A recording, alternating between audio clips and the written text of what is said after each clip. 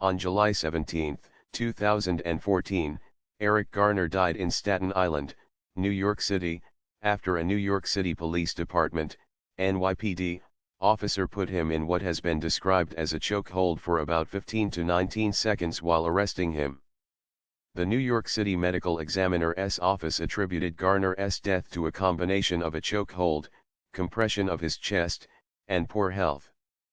NYPD policy prohibits the use of chokeholds, and the Patrolmen's Benevolent Association, PBA, a NYPD police union, said that the officer did not use a chokehold. NYPD officers approached Garner on suspicion of selling loosies, single cigarettes, from packs without tax stamps. After Garner told the police that he was tired of being harassed and that he was not selling cigarettes, the officers went to arrest Garner. When Officer Daniel Pontalio took Garner's wrist behind his back, Garner swatted his arms away. Pontalio then put his arm around Garner's neck and pulled him backwards and down onto the ground.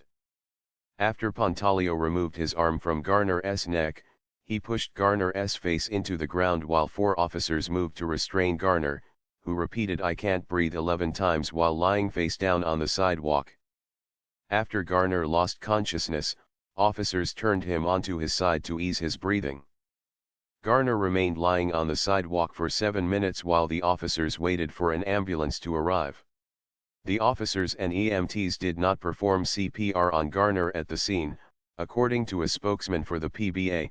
This was because they believed that Garner was breathing and that it would be improper to perform CPR on someone who was still breathing.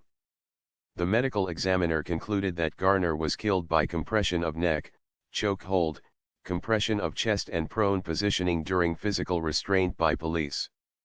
According to the medical examiner's definition, a homicide is a death caused by the intentional actions of another person or persons, which is not necessarily an intentional death or a criminal death. On December 3, 2014, the Richmond County Grand Jury decided not to indict Pontalio. On that day, the United States Department of Justice announced it would conduct an independent investigation. The event stirred public protests and rallies, with charges of police brutality made by protesters. By December 28, 2014, at least 50 demonstrations had been held nationwide specifically for Garner, while hundreds of demonstrations against general police brutality counted Garner as a focal point. On July 13, 2015, an out-of-court settlement was announced in which the city of New York would pay the Garner family $5.9 million.